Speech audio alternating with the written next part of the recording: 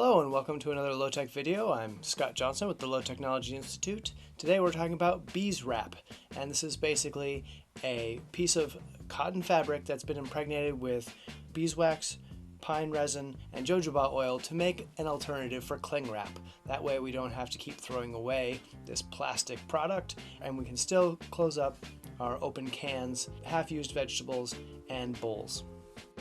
So to make this, I melt beeswax in a double boiler, and for every square foot of fabric that I'm going to be making, I add 15 grams wax, 11 grams pine rosin, and 2 grams jojoba oil.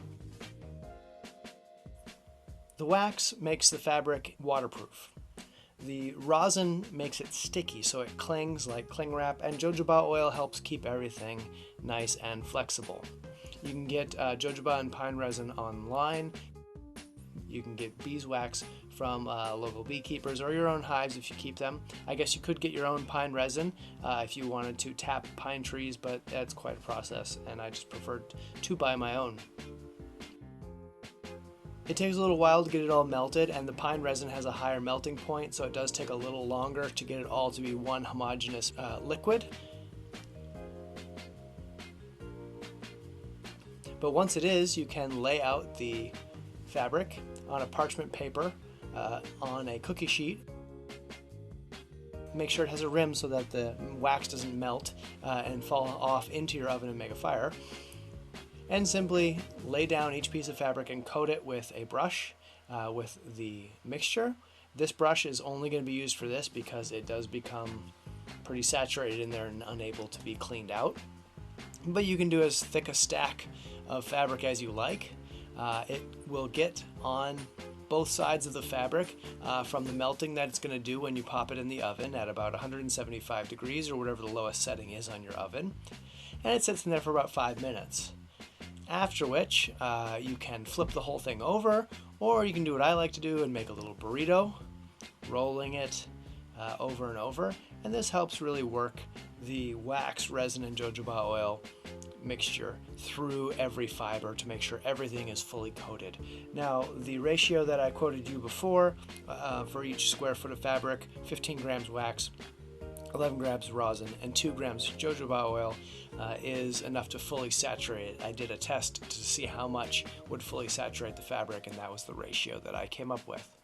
Then it goes back in the oven for another 5 minutes. Then, to finish it up, you simply take it out and unroll your burrito. Lift up a piece at a time. Wave it in the air just to let it cool down a little bit. That's all it takes. Then you can handle it with your fingers and hang it up on a clothesline to dry, or to congeal, really.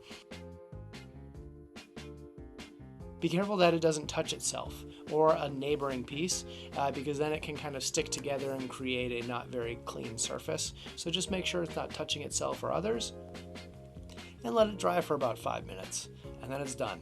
You can then use it right away. And again, it will stick like cling wrap, and especially in the beginning when the pine resin is really fresh, it is a little sticky, but that wears down.